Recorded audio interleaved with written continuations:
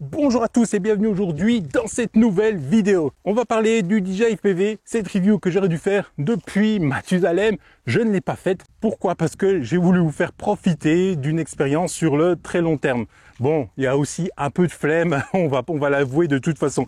Mais, j'ai beaucoup volé avec, donc je peux vous faire vraiment un retour d'expérience assez précis. J'ai dressé une liste des points positifs et des points négatifs parce que, comme vous le savez, il n'est pas que très bon. On va pas se voiler la face là-dessus en tout cas. Et on va voir ça juste après l'intro. C'est parti!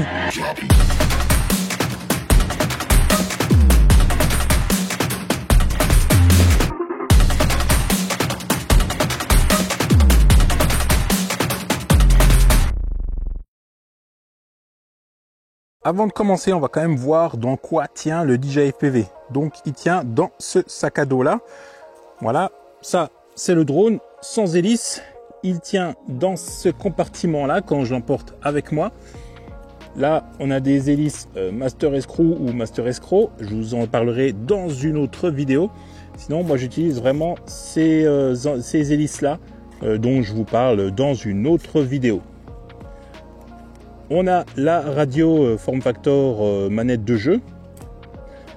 On a ici les batteries intelligentes. Il y en a une qui est déjà déchargée. Ici, c'est le power bank que j'utilise pour le masque DJI que j'ai dans ce paquet à côté. Voilà dans quoi tient le DJI FPV. Sur ce drone, tout tourne autour de la sécurité. C'est pourquoi c'est un drone que je recommande pour les débutants. Sur ce drone-là, bien sûr, on peut voler, je vais vous montrer sur la radio ici, en mode soit normal, donc stabilisé, sport c'est encore stabilisé, ou en mode M manuel. Je vais vous passer le mode normal et le mode sport. Ça, c'est comme n'importe quel drone DJI. Voilà, ça n'empêche pas de voler en mode normal ou en mode sport, bien sûr. Mais le but final, c'est de s'exercer à voler en mode manuel, ce qui correspond au mode accro dans le FPV traditionnel. Premier avantage, la caméra. La caméra, parce que ce que l'on voit, c'est ce que l'on filme. On peut paramétrer pour que la vidéo démarre dès le décollage du drone, donc enregistrement dans le masque et sur la carte SD qui est dans le drone, ce qui est plus simple pour faire du cadrage, plus simple aussi, on n'a pas de GoPro à démarrer encore ou dire qu'on a oublié quoi que ce soit. Bref, ce que l'on voit, c'est ce que l'on filme et il n'y a pas de surprise à l'arrêt, on a bien la vidéo dans la boîte. Donc le drone dans le pack est fourni avec le masque, donc les DJI Goggles V2. Et je peux vous indiquer que le retour vidéo est ultra clair avec le DJI FPV. Vraiment, vous voyez tous les détails, beaucoup plus qu'avec le masque V1 ou avec soit le R-Unit, soit le Cadix Vista ou tout autre VTX HD en tout cas. Je vous assure que ça, c'est quand même un gros avantage. Surtout quand on est proche des arbres, on fait faire du proxy, des choses comme ça, on voit extrêmement bien et c'est très plaisant. Imaginez, vous voulez aller voler dans un bel endroit, mais le point de décollage, il est un peu restreint, c'est un peu compliqué, le terrain est assez accidenté. Là, l'avantage qu'on a en tout cas, c'est qu'on peut décoller en mode normal et ensuite passer en mode manuel, en mode accro, et pareil pour l'atterrissage. Voilà, là c'est vraiment une sécurité en plus. Moi je l'ai déjà utilisé puisque j'ai déjà décollé au bord de la route et atterri au bord d'une route, dans les calanques de Piane par exemple. Donc voilà, là-dessus on sait qu'on va pouvoir ramener le drone sans trop de difficultés si on n'est pas habitué à atterrir en mode manuel. Après, atterrir en mode manuel, je ne l'ai jamais fait, c'est possible, mais la chose est que l'impact avec le sol peut être assez hasardeux et on risque peut-être de casser quelque chose. Donc le mode normal, le mode stabilisé pour atterrir, c'est vraiment un avantage, je vous assure. En tant que débutant, croyez-moi, c'est vraiment top. Alors là, ça va être assez simple. L'avantage, c'est le système d'attache rapide des hélices. On peut les monter, démonter très rapidement. Vous voyez ici, c'est rouge. Boum, on met sur l'hélice, on pousse et on bloque. Idem pour ici, je ne vais pas vous faire les 4, mais vous avez compris le système et ça tient très bien. Je n'ai jamais eu une hélice qui se barrait. Après, bien sûr, hein, je vous encourage quand même à aller vérifier comment ça se passe, hein, parce que voilà, hein, on ne sait jamais, une erreur, on va pas assez au bout, et puis l'hélice, elle se barre en vol. Mais voilà, système d'attache très simple, pas d'écrou à remettre, donc là, franchement, voilà, au niveau rapidité d'exécution, on est bon. Est-ce que vous voyez quelque chose, je regarde en arrière parce que je vais pas tomber, est-ce que vous voyez quelque chose qui dépasse de ce drone? Réponse, non, parce que il n'y a rien, l'antenne est interne, tout est bien caché, il n'y a rien à la vue, donc voilà, par rapport à un drone FPV classique, vous avez des antennes, vous avez un GPS qui est à vue, juste comme ça, qui peuvent malheureusement s'arracher dans un crash. Je dis pas que là ça va pas tous péter, mais voilà, c'est beaucoup plus compact, c'est beaucoup plus propre en tout cas, beaucoup plus simple à transporter dans ce cas-là quand il n'y a plus rien qui dépasse. Pour moi, oui, c'est un avantage, oui, je vous assure. On a ce genre de batterie intelligente comme on a sur du Mavic, etc., etc. Ce sont des batteries intelligentes, ce sont des batteries qui vont aussi se décharger toutes seules, donc pas forcément de besoin de grosse maintenance là-dessus. Elles vont se gérer toutes seules. Pour le chargement, le chargeur, lui, il va faire le boulot tout seul. Vous n'avez pas à choisir l'ampérage de charge, les choses comme ça, ce qui est le cas dans le FPV classique. Et puis c'est moins du consommable. Ça fait pas mal de temps que je les ai et voilà, ça n'a pas gonflé, ça n'a pas eu de problème. Bien sûr, c'est bien stocké, pas trop à la chaleur, pas trop au froid, etc., etc. Mais voilà, la gestion des batteries est quand même largement simplifiée si vous n'êtes pas à l'aise avec ça, avec charger des lipos chez vous.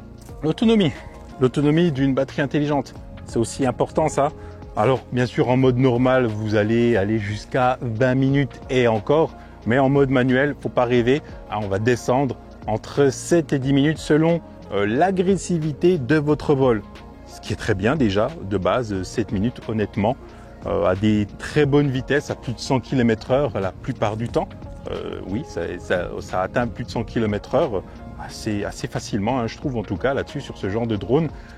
Et du coup, quand vous avez plus de batterie, c'est vrai que là, le drone, il vous le dit, il vous l'indique qu'il faut revenir à la base.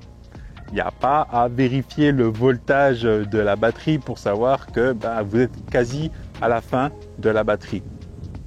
Bien pour les débutants, pas besoin de se préoccuper de ça directement. Ce drone-là est extrêmement rapide à mettre en place. Déjà, vous avez le démarrage automatique de l'enregistrement, donc vous n'avez pas à aller rallumer la GoPro après avoir vérifié dans le masque que tout est OK. Donc voilà, ça c'est déjà un gros avantage. Les hélices attache rapide sont mises rapidement. Vous mettez le masque, vous démarrez la radio, vous mettez ça sur le landing pad, donc sur la piste de décollage, et vous êtes parti prêt à filmer, que ce soit en mode normal, ensuite vous passez en mode manuel, ou démarrage directement en mode manuel. Le drone gère le RTH. Ça se passe quand? Ça se passe quand on n'a plus trop de batterie, que là vraiment il est temps de rentrer, ou quand vous perdez le signal, que ce soit le retour vidéo ou avec le signal de la radio. Ça m'est déjà arrivé, j'ai pu l'expérimenter 2 fois et je trouve que ça a été très très bien géré. Le drone s'arrête net, se remet en mode normal et ensuite soit vous pouvez reprendre les commandes, soit il part en RTH. Dans l'un ou l'autre des cas, en tout cas pour moi, ça s'est bien passé. J'ai pu faire revenir le drone parce qu'après je volais dans des endroits contrôlés où je savais où était le drone, ou aussi je savais que je n'avais pas d'obstacle au-dessus pour pouvoir l'arrêter et le stopper. Donc le RTH quand même, c'est très bien. Le GPS Rescue, j'ai déjà expérimenté, vous en parlerez dans une autre vidéo.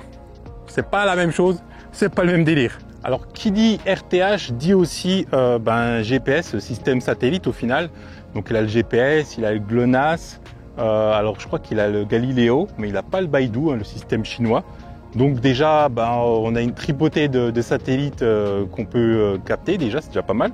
De mémoire, là, sur le coup, j'en ai eu 21 sur les derniers vols, ce qui est très bien du coup, et ce qui vient avec le RTH. Et autre chose, du coup, c'est très rapide.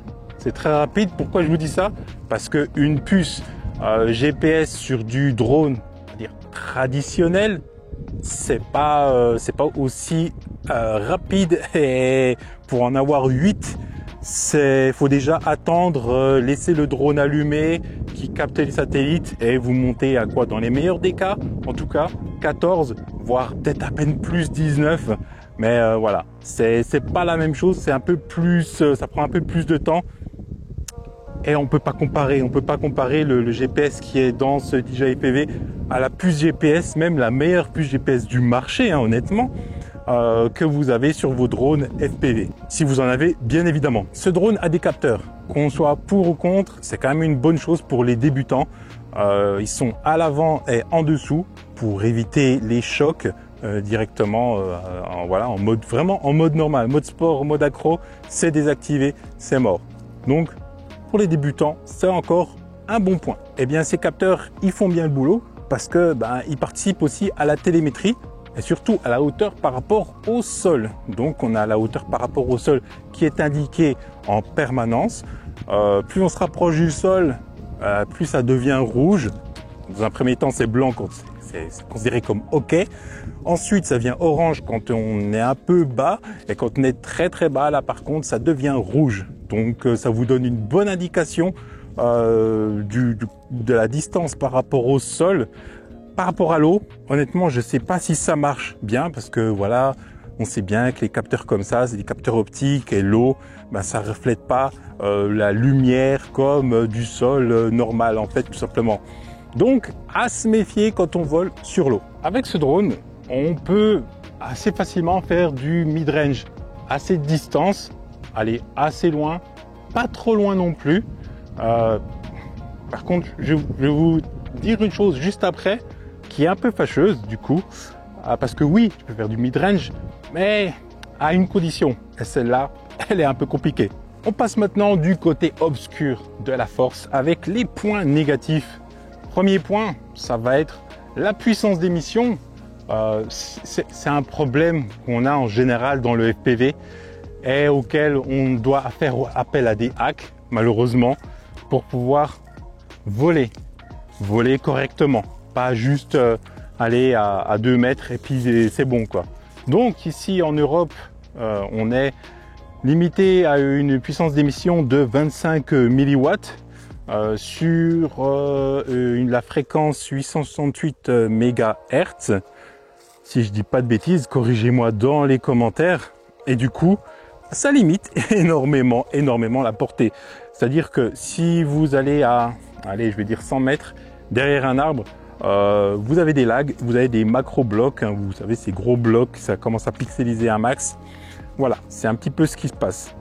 Donc malheureusement, on est obligé de faire appel aux hacks qui débloquent en FCC. Je vous encourage pas à le faire, honnêtement. Et voilà, c'est un peu la seule façon de voler réellement et de profiter de ce drone FPV. Et on va pas être hypocrite, tout le monde le fait. Voilà. On a sur ce drone des batteries lithium-ion polymère. Enfin bref, c'est un mélange un peu spécial. La chose est que on pourra pas tirer autant que sur une lithium polymère en fait au final. Donc le drone sera en conséquence un peu moins réactif.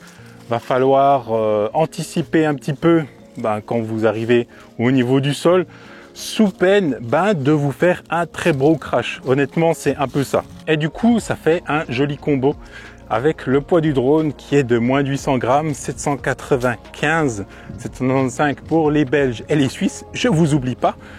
Bref, en gros, on sent que le drone est lourd, qu'on drift rapidement et que quand on arrive près du sol, il faut vraiment remettre les gaz rapidement et qu'il faut demander plus de puissance qu'avec un drone FPV traditionnel en carbone, etc., etc.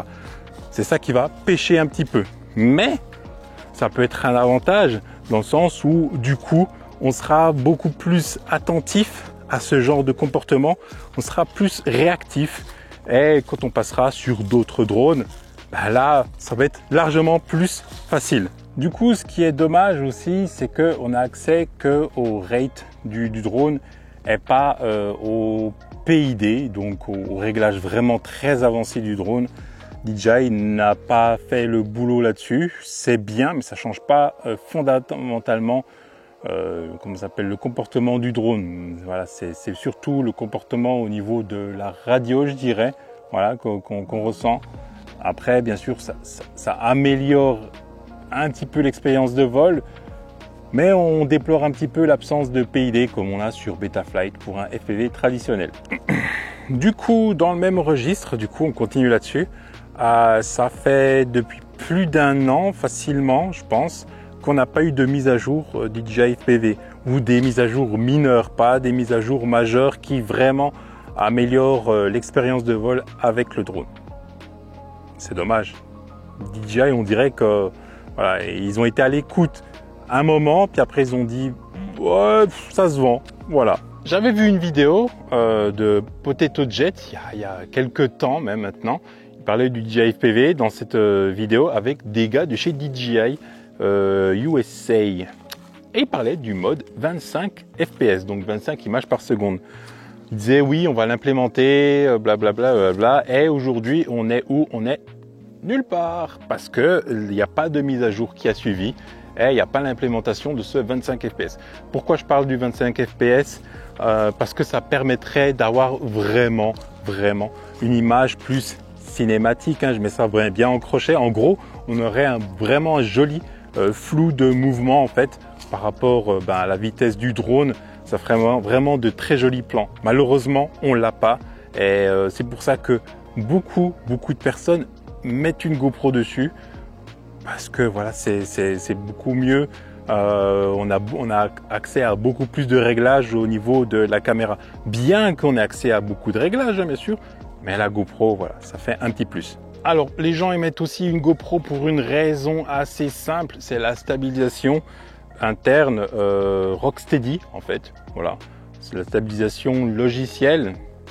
Donc, sachant que la caméra est sur un seul axe, et ce qui se passe au final, c'est que on obtient des micro-tremblements sur la caméra. Et je peux vous assurer que c'est pas agréable quand vous pilotez, malheureusement la plupart du temps. Et aussi, du coup, elle est des fois assez hasardeuse. Sachant qu'avec la GoPro, on peut vraiment stabiliser avec leur outil directement, dont je ne me rappelle plus le nom et que je vais marquer quelque part par ici. Voilà, ça donne une possibilité encore meilleure avec le DJI FPV. Mais bon, le but, c'est pas de rajouter une caméra. Le but, c'est d'en avoir une seule et puis c'est tout. Parce qu'une deuxième caméra, ça rajoute encore un problème de ouais, punaise, faut la démarrer encore, comme je vous l'ai dit tout au début. Donc moi, j'ai toujours gardé la caméra du DJI FPV. Je me suis toujours débrouillé avec. Après, voilà, on essaye d'affiner le pilotage pour être le plus précis possible et avoir moins de stabilisation hasardeuse. Une chose qui est importante si vous filmez et que vous allez comprendre rapidement, c'est le bruit numérique en fait. Donc c'est le petit grain que vous avez. Il y en a pas mal en basse lumière, c'est comme ça. C'est parce que le capteur il est assez petit. C'est l'équivalent du capteur du DJI Mini 2. Voilà, si je dis pas de bêtises. Donc oui, vous allez avoir rapidement du bruit à ce niveau-là. C'est comme ça. Après, il y a pas mal de traitements qui enlèvent ce bruit, bien sûr. C'est l'inconvénient avec les petits capteurs et on peut vraiment rien y faire. C'est physique, on va dire. Alors, je vous ai dit que le drone, il était tout en un. Il n'y avait rien qui dépassait, rien du tout. Alors, juste une chose. En cas de crash, honnêtement, je ne sais pas ce qu'il advient. Si vous avez des témoignages par rapport à ça, ça pourrait être bien sympa en commentaire. Parce que je pense que niveau crash, comme c'est tout du plastique, il n'y a pas de carbone, rien du tout, ça doit légèrement morfler, honnêtement. Ça doit bien se cracher et ça doit être chaud à réparer. Il y en a qui le font, il y en a qui le réparent, mais c'est pas aussi simple qu'un FPV classique, dans le sens où le FPV classique, on connaît les composants, c'est facilement remplaçable, un bras, enfin bref, vous connaissez l'histoire en tout cas. Mais voilà, la réparabilité, c'est un des points négatifs. Si vous voulez prendre le DJI FPV pour faire du freestyle, vraiment truc hardcore, si vous pensez pouvoir le faire, arrêtez-vous directement. C'est vraiment pas fait pour ça.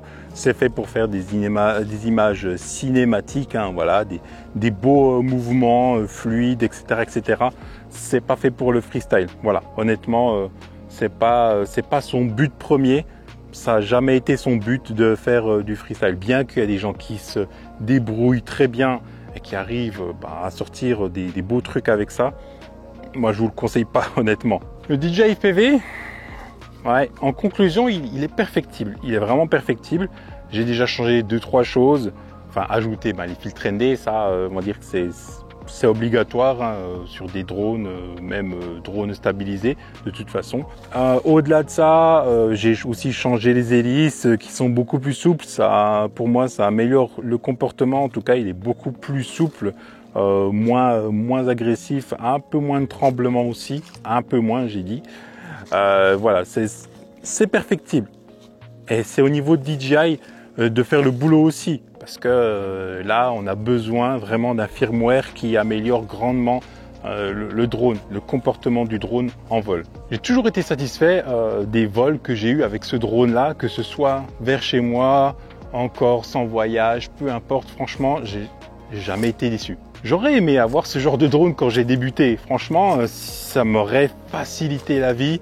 L'apprentissage aurait été un peu plus simple et du coup j'aurais mieux appréhendé le fait de passer sur du 5 pouces, etc. etc. Comme je disais, j'ai volé en Corse là-bas en 2021 et honnêtement ça m'a permis d'aller voler sur des spots bien sympas, assez compliqués, qui en FPV traditionnel m'auraient fait vraiment plus peur. Même si j'ai volé dessus cette année, hein, je vous montrerai les images bien plus tard. Ça m'a permis de me sécuriser, de prendre confiance un petit peu sur des endroits qui vraiment étaient compliqués. Et ouais, ça a été pour moi un moyen de réaliser les images que je voulais, que j'avais dans ma tête. Et surtout les spots magnifiques que j'ai pu faire là-bas sans stress. Même si j'ai perdu le signal par 2 fois, mon drone il est revenu, je l'ai récupéré, il n'y a pas eu de souci là-dessus en tout cas. J'ai vraiment poussé la machine au max de mes compétences, que ce soit pour voler au-dessus des montagnes, au-dessus de l'eau, au-dessus des forêts aussi. Voilà, j'ai vraiment fait le tour de ce que je pouvais faire avec cette machine et vous faire profiter de cette expérience à long terme. C'est une machine sur laquelle vous pouvez quand même compter, hein, il n'y a pas de souci. Mais bien sûr, alors je vous conseille de rester prudent parce que l'électronique c'est pas infaillible. Hein. Il y a des gens qui l'ont perdu, c'est comme ça. Mais de toute façon, il y a des gens qui perdent aussi des Mavic et des Mini, etc., etc. Donc toujours rester conscient de ses compétences et savoir ce que l'on fait avec son drone. Dès sa sortie, ça a été marrant parce qu'il y en a beaucoup qui ont déjà parlé d'une V2, d'un DJI FPV V2 et tout ainsi de suite. À votre avis, est-ce qu'il va y avoir une V2? Si vous voulez acquérir ce drone, honnêtement, le choix vous appartient avec tout ce que vous avez vu dans cette vidéo. Un dernier point que j'ai pas abordé peut-être, c'est le masque DJI, le V2. Donc ça, c'est pour moi un des gros avantages parce que dans le pack, vous avez directement ce masque-là. Ce masque-là, du coup, il va vous donner accès au FPV au niveau supérieur.